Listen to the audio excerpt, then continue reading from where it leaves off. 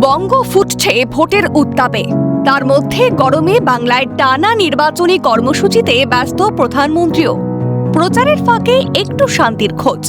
কলকাতায় রাত্রি যাপনের পর শুক্রবার তিনি পৌঁছে গিয়েছেন গঙ্গাবক্ষে। ভোরের তিলোত্তমার শান্ত স্নিগ্ধ রূপে মজলেন প্রধানমন্ত্রী নরেন্দ্র মোদী। তারপর এক গুচ্ছ ছবি পোস্ট করেছেন তিনি। সেখানে দেখা যাচ্ছে ক্যামেরা হাতে নিয়ে নৌকায় বসে রয়েছেন তিনি।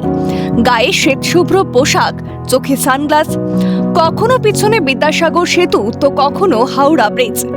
লেন্সে চোখ রেখে ভোরে তিলোত্তমাকে ক্যামেরা বন্দিও করেছেন প্রধানমন্ত্রী। প্রিন্সেপ ঘাট, গোয়ালিয়র ঘাটে ভ্রমণ করেও ছবি তোলেন তিনি।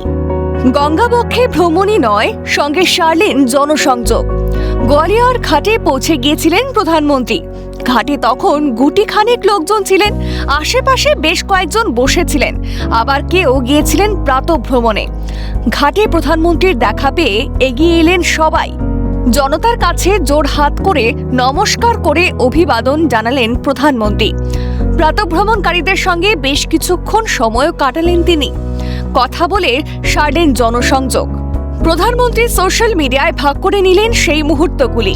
সঙ্গে নৌকা বিহার করে সমাজ মাধ্যমে লিখলেন, প্রত্যেক বাঙালির কাছে গঙ্গা একটি অত্যন্ত বিশেষ স্থান অধিকার করে আছে। বলা যায়, গঙ্গা যেন বাংলার আত্মার মধ্য দিয়ে প্রবাহিত হয়। পবিত্র গঙ্গা জল সমগ্র সভ্যতার চিরন্তন চেতনা বহন করে চলেছে। শুক্রবার সকালে কলকাতায় আমি হুগলি নদীর তীরে কিছু সময় কাটিয়েছি, মা গঙ্গার প্রতি কৃতজ্ঞতা প্রকাশের এক সুযোগ হিসেবে। এছাড়াও দেখা হয়েছে প্রাতঃভ্রমণকারী ও নৌকা চালকদের সঙ্গে। নৌকা চালকদের কঠোর পরিশ্রম সত্যি প্রশংসনীয়। হুগলির তীরে দাঁড়িয়ে পশ্চিমবঙ্গের উন্নয়ন এবং মহান বাঙালি সমাজের সমৃদ্ধির লক্ষ্যে কাজ করার আমাদের অঙ্গীকার পুনর্ব্যক্ত করেছে। পাশাপাশি তিনি লেখেন, বৃহস্পতিবার সন্ধ্যায় হাওড়া থেকে কলকাতা পর্যন্ত দীর্ঘ রোড শোর সময় হাওড়া ব্রিজের ওপর ছিলাম। আজ শুক্রবার সকালে হুগলি নদী থেকে এই ব্রিজকে দেখলাম। বলা বাহুল্য, নির্বাচনী বঙ্গে প্রধানমন্ত্রীর এই নৌকা বিহার দাগ কেটেছে সকলের মনেই। অভিরূপা সাহা, খালিদ জামাল ও সায়ন্তন ভট্টাচার্যের রিপোর্ট, কলকাতা নিউজ।